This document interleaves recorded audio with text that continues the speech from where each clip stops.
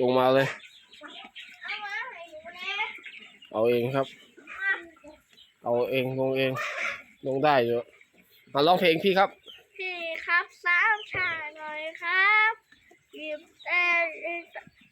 ไม่อยากขอสามชานะครับอยากขอสามชานะครับบีบแต่มันเสียงดัง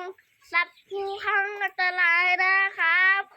เลิกได้จะขอบคุณครับจากใจ FC เอาฝากกดไลค์กดแชร์กดสับสไครต์ด้วยจริงๆ พี่เสียงก็จริงๆสิ